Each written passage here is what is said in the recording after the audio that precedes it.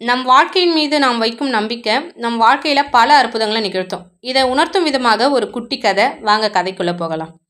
கதிரவன் ஒரு கல்லூரி மைதானத்தில் உள்ளூர் கால்பந்து போட்டியை பார்த்து கொண்டிருக்கிறான். அவன் பக்கத்தில் அமர்ந்திருந்த ஒரு பையனிடம், உங்களோட அணியினோட ஸ்கோர் என்னப்பா என கேட்குறான். அதுக்கு அந்த பையன் ஒரு சின்ன புன்னகையோட, நாங்கள் 0 எதிரணி 3 சொல்கிறான்.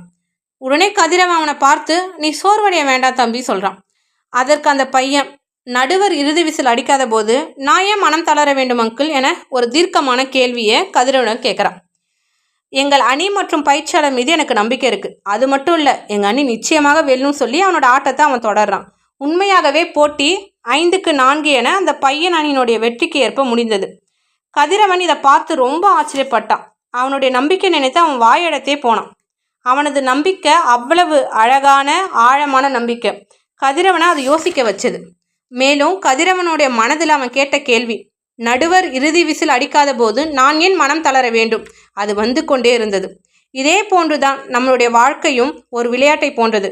வாழ்ந்து கொண்டே இருக்கும்போது நம்மில் பல பேர் பல சமயம் சோர்வடைகிறாங்க.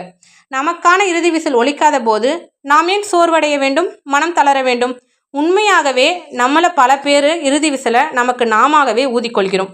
ஆட்டம் முடியும் முன் மைதானத்தை விட்டு வெளியேறோம்.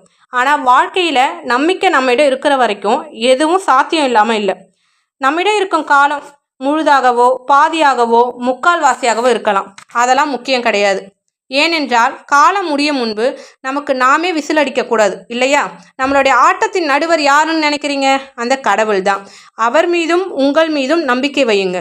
எனவே இன்னும் நடுவர், அதாவது கடவுள் இறுதி விசிலை நமக்கு அடிக்கவில்லை என்பதை உணர்ந்து உங்கள் வாழ்வின் ஒவ்வொரு தருணத்தையும் உற்சாகமான விளையாட்டை போல் ரசித்து வாழுங்கள்.